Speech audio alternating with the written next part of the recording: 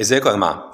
لكل ست بتعاني من مشاكل في الطمس او مشاكل في الدوره الشهريه، لكل واحد عنده مشاكل في مجرى البول او عنده مشكله في الحالب او حصوات الكلى.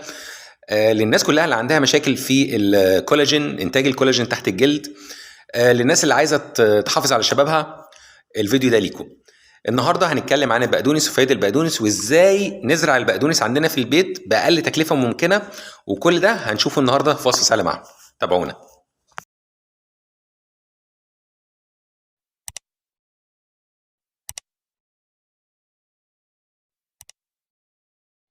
نبات البقدونس يا جماعه، او البعدونس زي ما بتقولوا عليه كده في المغرب، يا ريت اللي انا لو بقول اسم صح تكتبوا لي تحت في الكومنتات.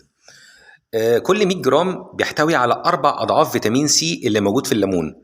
يعني كل 100 جرام بقدونس بيحتوي على 165 ملي جرام أو مليمتر من فيتامين سي، ودي نسبة هايلة جدا ونسبة محترمة جدا. لو كان البقدونس مع السلطة بتاعتنا، صدقوني يا جماعة في الشتاء هيحافظ على صحتنا جامد جدا. البقدونس كمان مفيد لأنه بيحتوي على فيتامين ايه المهم جدا لصحة الإبصار وللقدرات الجنسية. كمان بيحتوي على بي 12 وبي 6 وبي 4 وبي 2 اللي هو فيتامين بي كومبلكس المركب.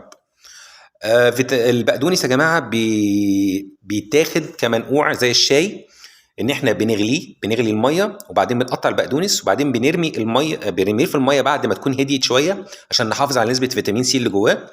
يعني ما تبقاش الميه بتغلي، نحط بعد الميه ما تهدى شويه عشان نتاكد ان الميه اتطهرت من كل البكتيريا اللي فيها.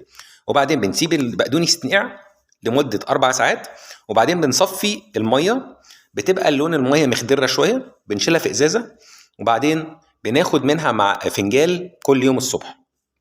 طبعا مفيد جدا، مفيد جدا للناس اللي عندها مشاكل في البول، مفيد جدا للناس اللي عندها الانسات والسيدات اللي عندهم مشاكل في الطمس واوجاع الدوره الشهريه او عسر الطمس، الناس اللي عندها مشاكل في مجرى البول زي ما احنا قلنا، اللي عايزين يطهروا مجرى البول، اللي عندهم مشاكل في حصوات المراره وحصوات الكلى لانه بيفتتها تماما.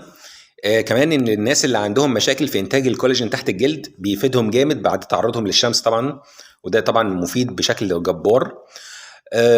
طبعا احنا هنتكلم، طبعا هسيب لكم فيديو في الاخر ازاي نزرع البقدونس عندنا في البيت، نعمله اعاده زراعه من خلال العيدان بتاعته. اتمنى اشوفكم دايما بصحه كويسه. كان معاكم احمد محمود من قناه وصفه سهله. مع السلامه.